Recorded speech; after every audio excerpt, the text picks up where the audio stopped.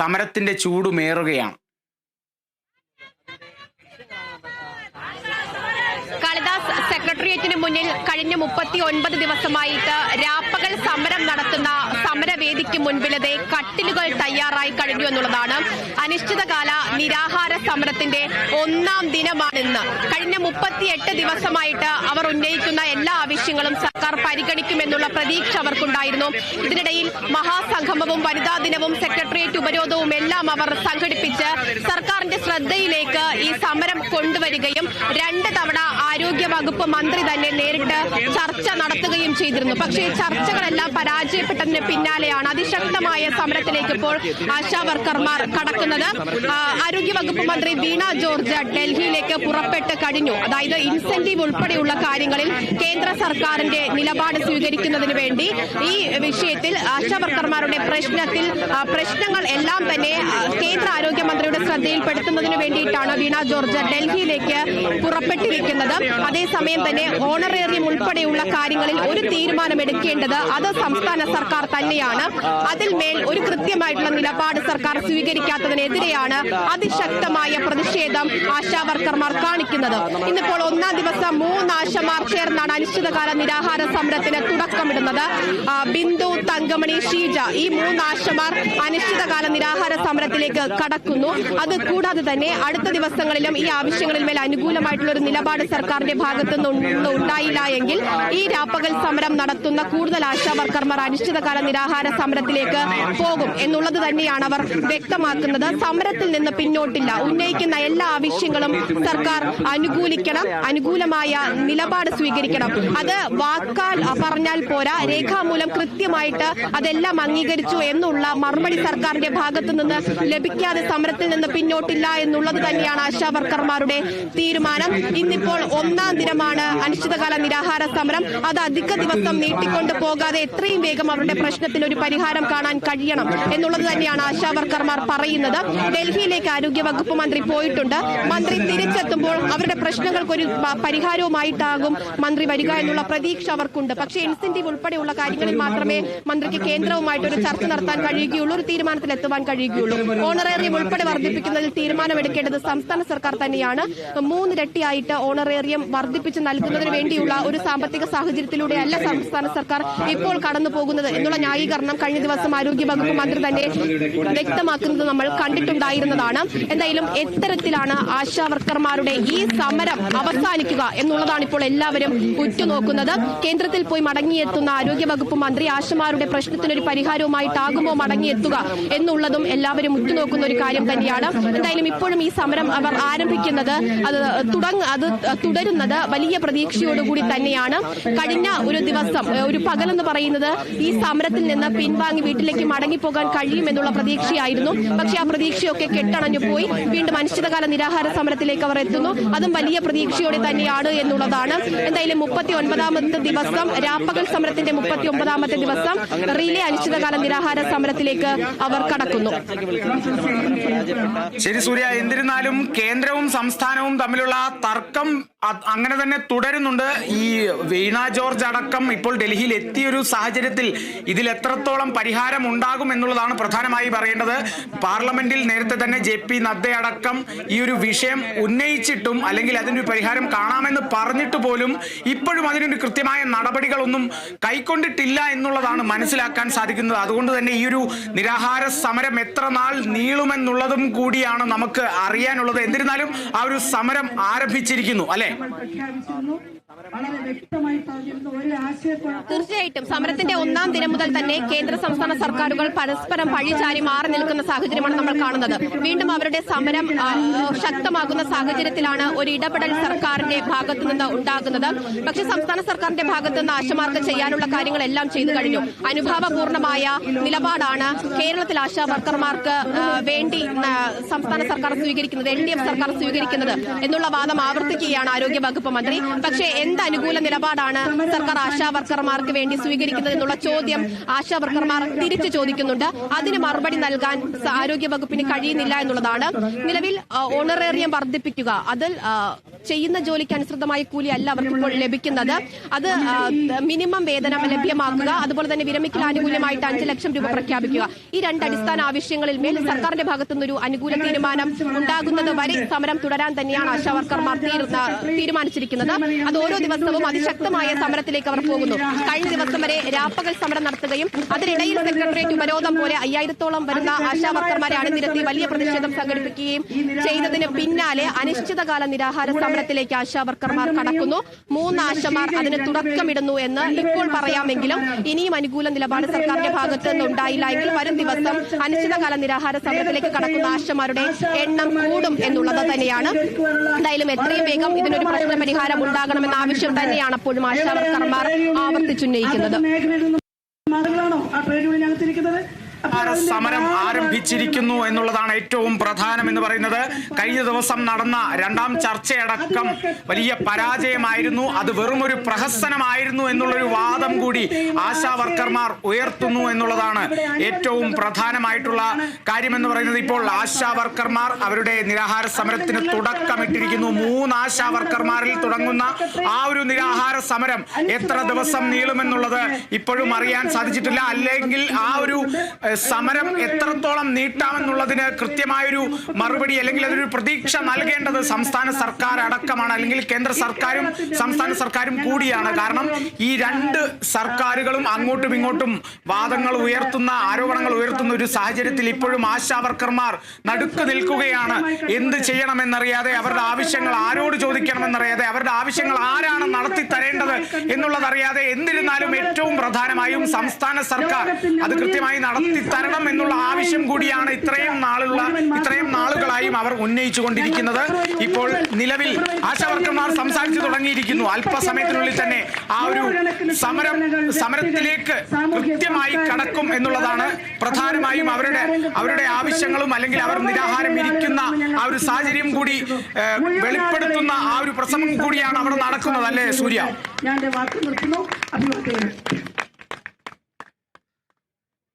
തീർച്ചയായിട്ടും കൃത്യമായിട്ടുള്ള നിലപാട് പ്രഖ്യാപനം ആശാവർക്കർമാർ സമരത്തിന്റെ ആദ്യ ദിനം മുതൽ തന്നെ ഉന്നയിക്കുന്നുണ്ട്.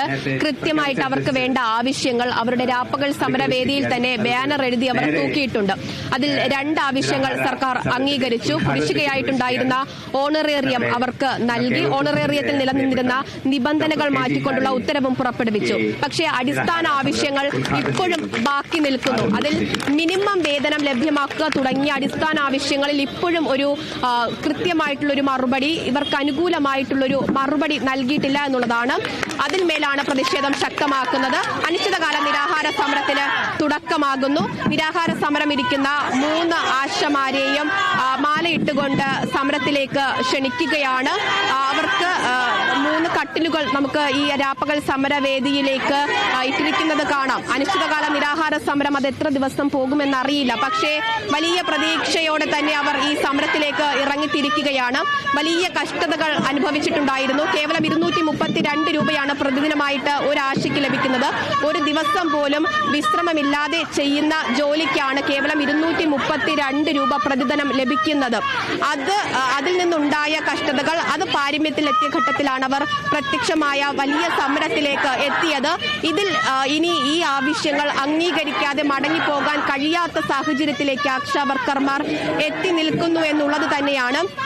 ആ വേതനം ഉൾപ്പെടെയുള്ളവയിൽ സർക്കാരിന്റെ ഭാഗത്തു നിന്നുള്ള അനുകൂലമായിട്ടുള്ള നിലപാട് സ്വീകരിക്കണം എന്നുള്ളത് അവരുടെ ഒരു അടിസ്ഥാന ആവശ്യം തന്നെയാണ്, അല്ലെങ്കിൽ അവരുടെ ജീവിതത്തിൽ തന്നെ ഏറ്റവും പ്രധാനപ്പെട്ട ഒരു കാര്യം തന്നെയാണ്. അത് ലഭിക്കാതെ മടങ്ങി ജോലിയിലേക്ക് കയറാൻ പറ്റാത്ത ഒരു സാഹചര്യവും അവർക്കുണ്ട് എന്നുള്ളതാണ്.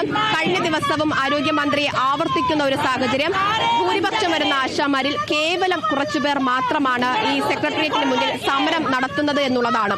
പക്ഷേ സെക്രട്ടേറിയറ്റ് ഉപരോധത്തിൽ ഉൾപ്പെടെ, മഹാസംഗമത്തിൽ ഉൾപ്പെടെ, നിയമസഭാ മാർച്ചിൽ ഉൾപ്പെടെ 5000-ലധികം ആശമാരെ അണിനിരത്തി വലിയ പ്രതിഷേധം അവർ സംഘടിപ്പിക്കുന്നത് നമ്മൾ കണ്ടിട്ടുണ്ടായിരുന്നു. അപ്പോൾ ആശമാരുടെ എല്ലാവരുടെയും ആവശ്യം ഒന്ന് തന്നെയാണ്. പക്ഷേ ഈ സമരവേദിയിൽ ഇരിക്കുന്നത് കുറച്ച് ആശമാർ മാത്രമാണ് എന്നുള്ളതാണ് പ്രധാനപ്പെട്ട കാര്യം. എന്തായാലും വലിയ സമരത്തിലേക്ക് അവർ പോകുന്നു, അനിശ്ചിതകാല നിരാഹാര സമരത്തിലേക്ക് അവർ പോകുന്നു എന്നുള്ളത് തന്നെയാണ്. ഇനി ഡൽഹിയിൽ നിന്ന് ആരോഗ്യവകുപ്പ് മന്ത്രി വീണ ജോർജ് തിരികെ തലസ്ഥാനത്തേക്ക് മടങ്ങിയെത്തുന്നത് ഇവരുടെ പ്രശ്നങ്ങൾക്കുള്ള ഒരു പരിഹാരവുമായിട്ടാണോ എന്നുള്ളതാണ് ഇപ്പോൾ സംസ്ഥാനം ഉറ്റുനോക്കുന്നത് എന്നുള്ളതാണ് ഏറ്റവും പ്രധാനപ്പെട്ട കാര്യം. പക്ഷേ അപ്പോഴും അവർ പറയുന്നുണ്ട് ഇൻസെന്റീവ് ഉൾപ്പെടെയുള്ള കാര്യങ്ങൾ മാത്രമേ ആരോഗ്യവകുപ്പ് മന്ത്രിക്ക് കേന്ദ്രവുമായിട്ട് ചർച്ച നടത്താൻ കഴിയുകയുള്ളൂ. പക്ഷേ അവർ ഉന്നയിക്കുന്നത് ഓണറേറിയം ഉൾപ്പെടെ ഉള്ളവയിൽ വർധനവ് വേണമെന്നുള്ളതാണ്. അതിൽ ഒരു നിലപാട് സ്വീകരിക്കേണ്ടത്, നടപടി സ്വീകരിക്കേണ്ടത് സംസ്ഥാന സർക്കാർ തന്നെയാണ് എന്നുള്ളതാണ്. അക്കാര്യം ചർച്ച ചെയ്യാൻ ഡൽഹി വരെ പോകേണ്ടതില്ല എന്നുള്ളതാണ് ആശാവർക്കർമാർ ഏറ്റവും പ്രധാനമായും പറയുന്നത്. എന്തായാലും അനിശ്ചിതകാല നിരാഹാര സമരം ഇന്ന് ആരംഭിക്കുകയാണ്. ഇന്ന് സമരത്തിന്റെ 1ാം ദിവസമാണ്. അതിന്റെ ഒരുക്കങ്ങളെല്ലാം പൂർത്തിയാക്കി സമരത്തിലേക്ക് ആശമാർ കടന്നു കഴിഞ്ഞിട്ടുണ്ട്. വലിയ പ്രതീക്ഷയോടെ തന്നെയാണ് അവർ ഈ സമരത്തിലേക്ക്, കൂടുതൽ ശക്തമായ സമരത്തിലേക്ക് കടക്കുന്നത്. തീർച്ചയായും സൂര്യ, പ്രതീക്ഷയാണ് അവരെ, ആശാമാരെ മുന്നോട്ട് നയിക്കുന്നത് എന്നുള്ളതാണ് ഏറ്റവും പ്രധാനം. 39ാം ദിവസം എത്തി നിൽക്കുന്ന രാപ്പകൽ സമരത്തിൽ, അതിൽ നിരാഹാര സമരത്തിന്റെ 1ാം ദിനം തുടങ്ങുന്നു, ഇവിടെ ആരംഭിക്കുന്നു എന്നുള്ളതാണ് അവരുടെ നിലപാട്. പ്രഖ്യാപന പ്രസംഗത്തിന് ശേഷം അവർ ഈ ഒരു നിരാഹാര സമരത്തിലേക്ക് ഇറങ്ങിയിരിക്കുകയാണ്. ഈ ഒരു നിരാഹാര സമരത്തിൽ അവർ എത്രത്തോളം നിരാഹാര സമരവും കൊണ്ട് മുന്നോട്ട് പോകേണ്ടി വരും എന്നുള്ളതിൽ ഇനിയും നിശ്ചയമില്ല. സംസ്ഥാന സർക്കാരിന്റെ ഭാഗത്തു നിന്നും കൃത്യമായൊരു മറുപടി, കൃത്യമായൊരു നിലപാട് ലഭിക്കുന്നത് വരെ അത് മുന്നോട്ട് കൊണ്ടുപോകും. തങ്ങളുടെ ആവശ്യങ്ങൾ നിറവേറും വരെ തങ്ങൾ സമരവുമായി മുന്നോട്ട് പോകും എന്നുള്ളതാണ് ആശാവർക്കർമാർ ഈ ഒരു നിമിഷവും അവരറിയിക്കുന്നത്. മൂന്നാശാമാർ അവർ സമരമുഖത്തേക്ക്, സമര പോരാളികളായി അവർ ഇറങ്ങിക്കഴിഞ്ഞു. അവർ നിരാഹാര സമരം ആരംഭിച്ചിരിക്കുന്നു. ഇനി നിരാഹാര സമരം എത്ര നാൾ നീളും? എപ്പോഴാണ് ഈ ഒരു നിരാഹാര സമരത്തിന് മുമ്പിൽ സംസ്ഥാന സർക്കാർ കണ്ണു തുറക്കുക എന്നുള്ള ചോദ്യം കൂടി അവർ ഉയർത്തുന്നുണ്ട്. ഡൽഹി വരെ പോകേണ്ട കാര്യമില്ല, ഇവിടുന്ന് തന്നെ നടത്തി തരാനുള്ളതേ ഉള്ളൂ എന്നുള്ള കാര്യം കൂടി ആശാവർക്കർമാർ പറയുന്നുണ്ട്. ഇപ്പോൾ അവിടെ നിരാഹാര സമരം ആരംഭിച്ചിരിക്കുന്നു എന്നുള്ളത് ഏറ്റവും പ്രധാനപ്പെട്ട ഒരു വസ്തുത കൂടിയാണ്. അവിടെ സെക്രട്ടേറിയറ്റ് പടിക്കൽ ആശാവർക്കർമാർ, 100ഓളം വരുന്ന ആശാവർക്കർമാരുടെ പിന്തുണയോടുകൂടി 3 ആശാമാർ അവർ നിരാഹാര സമരത്തിലേക്ക് ഇറങ്ങിയിരിക്കുന്നു എന്നുള്ളതാണ് ഏറ്റവും പ്രധാനം. സൂര്യ, ഇനിയിപ്പോൾ ഈ ഒരു സംഭവം വലിയ രീതിയിൽ സർക്കാരിനെ പ്രതിരോധത്തിലാക്കുമെന്നുള്ള കാര്യത്തിൽ യാതൊരു സംശയവുമില്ല. തദ്ദേശ തെരഞ്ഞെടുപ്പ് അടക്കം വരാനിരിക്കുന്ന ഈ ഒരു സാഹചര്യത്തിൽ, പ്രതിപക്ഷമടക്കം ആശാവർക്കർമാർക്ക് പിന്തുണ നൽകുന്ന ഈ ഒരു സാഹചര്യത്തിൽ എത്തരത്തിലായിരിക്കും സംസ്ഥാന സർക്കാരിന് ഇതെല്ലാം ഈ വോട്ടുകളെല്ലാം, അല്ലെങ്കിൽ അവർ പ്രതീക്ഷിക്കുന്നതെല്ലാം, അവരെ എങ്ങനെ ഈ പ്രതിരോധത്തിൽ നിന്നും അവർ രക്ഷപ്പെടും എന്നുള്ള ചോദ്യം കൂടിയാണ് ഈ ഒരു നിമിഷം ഉയരുന്നത്. ഒരു 100 കോടി നമസ്കാരം പറയാനാണ് കൈയടിച്ച് സ്വീകരിക്കണമെന്ന് ഞാൻ പറയുന്നത്. തീർച്ചയായിട്ടും സമരം തുടങ്ങിയ അന്ന് ആരോഗ്യവകുപ്പ് മന്ത്രി ചർച്ചയ്ക്ക് വിളിച്ചിട്ടുണ്ടായിരുന്നതാണ്, തുടങ്ങിയ ആ ആഴ്ചയിൽ തന്നെ. പക്ഷേ ആ ചർച്ചയിൽ ഒരു പ്രശ്നത്തിനും പരിഹാരമായില്ല. അവർ ഉന്നയിച്ച ഒരു ആവശ്യങ്ങളും അംഗീകരിക്കാൻ കഴിഞ്ഞില്ല എന്നുള്ളതാണ്. കേരളത്തിലാണ് ആശാവർക്കർമാർക്ക് അനുകൂലമായിട്ടുള്ള നടപടികൾ സ്വീകരിക്കുന്നത്, കേരളത്തിലാണ് എന്നുള്ള വാദമാണ് ആരോഗ്യവകുപ്പ് മന്ത്രി ഉയർത്തിയിട്ടുണ്ടായിരുന്നത്. അതുകൊണ്ട് തന്നെ അവരുടെ മറ്റ് ആവശ്യങ്ങളൊന്നും പരിഗണിക്കപ്പെട്ടില്ല എന്നുള്ളതാണ്. ഇതെല്ലാം സർക്കാരിന് ഒരു ഭവിഷ്യത്തായി ഭവിക്കുക എന്നുള്ളത് നമുക്ക് കണ്ടറിയേണ്ടിയിരിക്കുന്നു. തദ്ദേശ ഭരണ തെരഞ്ഞെടുപ്പ് അടക്കം വരാനിരിക്കുന്ന സാഹചര്യം, 1 കൊല്ലം കഴിയുമ്പോൾ നിയമസഭാ തെരഞ്ഞെടുപ്പ് വരാനിരിക്കുന്ന സാഹചര്യം, ഇതൊക്കെ മുന്നിൽ കണ്ടുകൊണ്ട് എന്തുകൊണ്ട് സംസ്ഥാന സർക്കാർ ഇപ്പോഴും ഈ ആശാമാരുടെ ആവശ്യങ്ങളെ അവഗണിക്കുന്നു എന്നുള്ള ചോദ്യം പ്രധാനമായും കേരളത്തിലെ ജനങ്ങളടക്കം ചോദിക്കുന്ന ചോദ്യം കൂടിയാണ് ഈ ഒരു നിമിഷത്തിൽ പോലും. ഇത്രത്തോളം ഈ ഒരു സമരത്തെ എത്തിക്കേണ്ട കാര്യം സർക്കാരിനില്ലായിരുന്നു എന്നുള്ള ചോദ്യം കൂടിയുണ്ട് എന്നുള്ള ഒരു കാര്യം കൂടി ഈ ഒരു സാഹചര്യത്തിൽ എടുത്തു പറയേണ്ടതുണ്ട്. നിരാഹാര സമരം ആരംഭിച്ചിരിക്കുന്നു. സെക്രട്ടേറിയറ്റ് പടിക്കൽ 3 ആശാമാർ നിരാഹാര സമരം ആരംഭിച്ചിരിക്കുന്നു. ഇനി തങ്ങളുടെ നിരാഹാര സമരം എത്രത്തോളം മുന്നോട്ട് കൊണ്ടുപോകാൻ പറ്റുമോ എന്നുള്ളതാണ്. അടിസ്ഥാന വർഗത്തിന്റെ ഒരു ന്യായമായ ആവശ്യവും ചെവിക്കൊള്ളാത്തൊരു സർക്കാരിനെ ഇടതുപക്ഷമെന്ന് വിളിക്കാൻ ഞാൻ ലജ്ജിക്കുന്നു. വാസ്തവത്തില് ഇതിനോടൊപ്പം ഈ സമരത്തെ തകർക്കാൻ എന്തെല്ലാം മാർഗങ്ങളാണ്. ഒരു ജനാധിപത്യ വ്യവസ്ഥയിൽ പ്രവർത്തിക്കുന്ന ഒരു സർക്കാരിന് അല്ലെങ്കിൽ ജനങ്ങൾക്ക്, ജനാധിപത്യത്തിൽ വിശ്വാസമുള്ള ജനങ്ങൾക്ക് ചിന്തിക്കാൻ പോലും പറ്റാത്ത വിധത്തിലാണ് ഈ ഇതിന് എതിരായിട്ട് നടത്തുന്നത് പാലിയേറ്റീവ് കെയർ അല്ലേ? രോഗാവസ്ഥയിൽ കിടക്കുന്നവർക്ക് ഇനി രക്ഷപ്പെടില്ല എന്ന് വിചാരിക്കുന്ന, അല്ലെങ്കിൽ ഇനി തിരിച്ച് ജീവിതത്തിലേക്ക്, സാധാരണ ജീവിതത്തിലേക്ക് കടന്നു വരാൻ സാധിക്കില്ല എന്ന് വിചാരിക്കുന്ന ആളുകൾക്ക് കൊടുക്കുന്നതാണ് പാലിയേറ്റീവ് കെയർ. അതിന്റെ ട്രെയിനിങ് ആണ് ഇന്നലെ മഹാസംഗമത്തിന്റെ ദിവസം കൊണ്ടുവച്ചത്, ഉപരോധത്തിന്റെ ദിവസം കൊണ്ടുവച്ചത്. ഞാൻ പറയുന്ന ട്രെയിനിങ് ഇവിടെയാണ് നടത്തേണ്ടത്. എങ്ങനെ സ്വന്തം കാര്യം, നിങ്ങളുടെ നിലപാടുകൾ എത്ര നല്ല ഭാഷയിൽ സംസാരിക്കുന്നു ഇവരെന്ന് TV കാണുന്ന എല്ലാവർക്കും അറിയാം. അധിക്ഷേപ വാക്കുകൾക്ക് പോലും വളരെ സംയമനം പാലിച്ച് സംസാരിക്കുന്ന ആശമാര്, എനിക്ക് അഭിമാനം തോന്നുകയാണ്. അവരാണ് ഇവിടെ ജനപ്രതിനിധികളായിട്ട് വരേണ്ടതെന്നാണ് ഞാൻ വിചാരിക്കുന്നത്. അവരാണ് ഇവിടെ ജനപ്രതിനിധികളായിട്ട് ഇനി വരും കാലം വരേണ്ടത്. ഒരു അധിക്ഷേപ വാക്കുകളും അവരുപയോഗിച്ച് ഞാൻ കണ്ടിട്ടില്ല. സംയമനത്തോടുകൂടി ഈ ബിന്ദുവൊക്കെ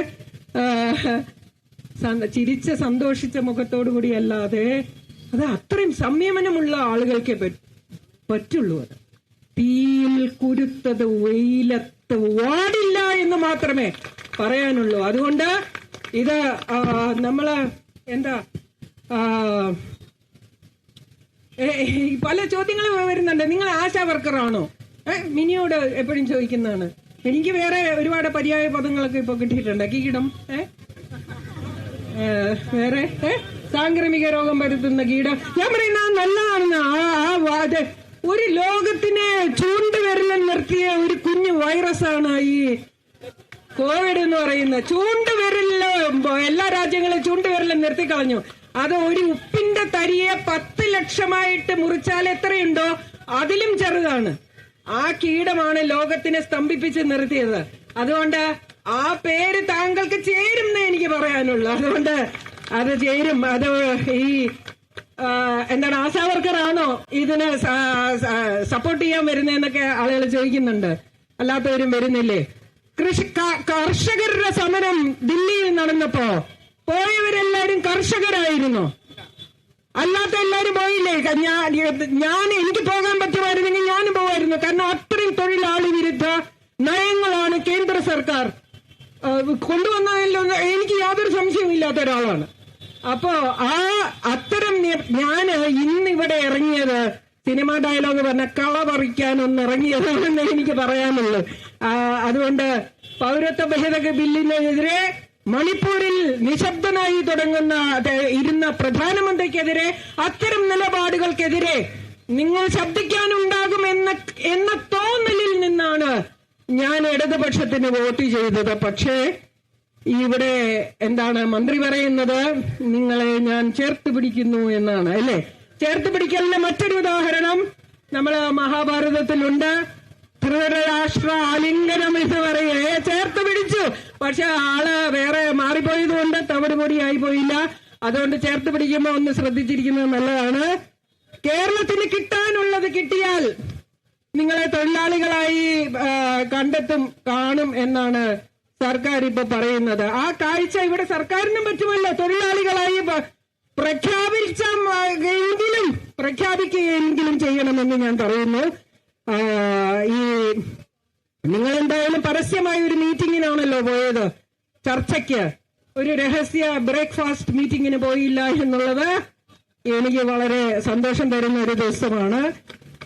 ഈ കേന്ദ്രമന്ത്രി ഇന്നിപ്പോ അവിടെ ചർച്ച നടക്കുകയാണ്. അവിടെ കല്യാണം, ഇവിടെ പാലുകാച്ചൽ എന്ന് പറയുന്ന പോലെ ഇവിടെ ആകെ മേളമാണ്. കേന്ദ്രമന്ത്രി നദ്ദ അദ്ദേഹമാണെങ്കിൽ ഇപ്പൊ കൂട്ടും. എനിക്ക് ഓർമ്മ വരുന്നത് കുതിരവട്ടം പപ്പുവിന്റെ ഒരു കഥാപാത്രമുണ്ട്. ഇപ്പൊ ശരിയാക്കാന്ന് പറഞ്ഞൊരു ചെറിയ സ്ക്രൂ എടുത്ത് വെച്ച് അങ്ങനെ നിൽക്കുന്നത്. ഏതാ സിനിമ എന്ന് ഓർമ്മയില്ല, മിഥുനോ ഏതോ ഒരു സിനിമ. വെള്ളാനകളുടെ നാടാ കറക്റ്റ് ആയിട്ടുള്ള പേര്. വെള്ളാനകളുടെ നാട്. 1 കോടി രൂപ. എന്തിനാണ് 1 കോടി രൂപ വെപ്പ് മാറ്റി വെച്ചത്? 100 കോടി കാറിന് 1 കോടി. ഇപ്പൊ ഈ എന്താണ്, അല്ല ഇപ്പൊ 1 കോടി മാറ്റി വെച്ചല്ലോ. അല്ല 1 കോടി ഈ ബസ് വാങ്ങിക്കാൻ. ആരെ കാണാൻ? പൗരപ്രമുഖരെ. എനിക്ക് അഭിമാനമുണ്ട് കേട്ടോ. ഞാൻ ആ പൗരപ്രമുഖരുടെ ലിസ്റ്റിൽ ഞാൻ ഇതുവരെ പെട്ടിട്ടില്ല. ഞാൻ പെട്ടിട്ടില്ല എന്നുള്ളതിൽ എനിക്ക് വലിയ അഭിമാനമുണ്ട്. എനിക്ക് ആശാ വർക്കർ എന്നുള്ള പേര് അല്ലെങ്കിൽ സാധാരണ ഒരു സ്ത്രീ എന്നുള്ള ലേബല് ധാരാളം മതി. പൗരപ്രമുഖയായി എന്നെ മാറ്റാൻ ഇടവരുത്തരെ ഭഗവാനെ എന്ന് ഞാൻ പ്രാർത്ഥിച്ചു പോവുകയാണ്. അപ്പൊ അതുകൊണ്ട് ഈ 1 കോടി രൂപ ഈ സഞ്ചരിക്കുന്ന കക്കൂസ് അതൊക്കെയുള്ള വണ്ടിക്കും 100 കോടി രൂപ ഈ കാറിനും അകമ്പടി 8-10 വണ്ടികളുടെ അകമ്പടി. ഒരു ജനപ്രതിനിധിക്ക് ഇത്രയും കാറുകൾ 40 വണ്ടി. അപ്പൊ അതിന്റെ 0 വെട്ടി പോലും നമുക്ക് വേണ്ട.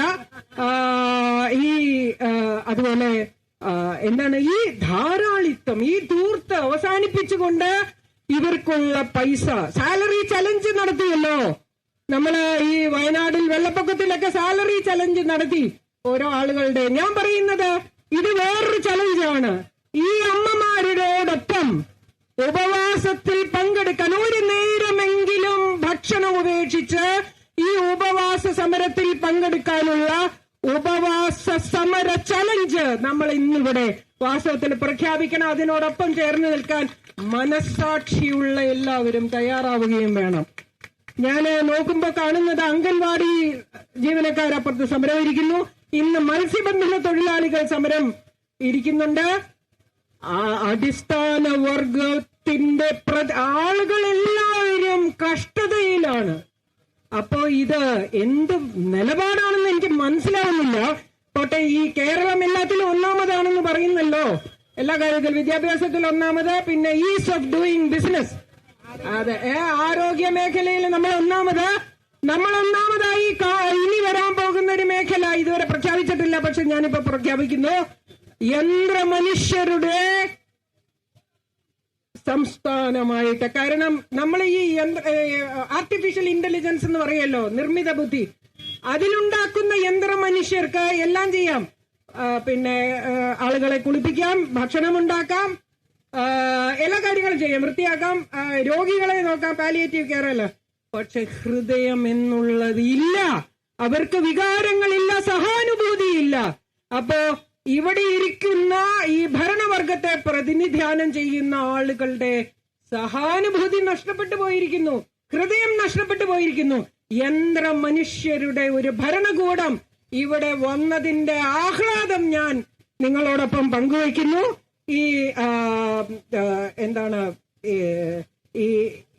ഈ സമരത്തിന് പൂർണ്ണമായ ഐക്യദാർഢ്യം ഞാൻ പ്രഖ്യാപിക്കുന്നു. നിങ്ങളോടൊപ്പം വന്ന് ഇരിക്കാൻ പറ്റാത്തതിലുള്ള എന്റെ ഖേദമല്ല, അതൊരു അപമാനമായിട്ടാണ് ഞാൻ കാണുന്നത്. അതൊരു അപമാനമാണ്. ഞാൻ എന്തെങ്കിലും തീർച്ചയായിട്ടും വരും.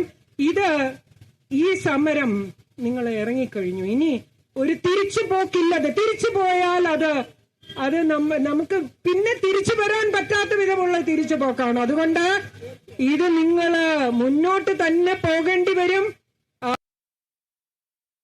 തിരുത്തേണ്ടി വരും. ആ തെറ്റ് തിരുത്തുമെന്ന് തന്നെ ഇടതുപക്ഷം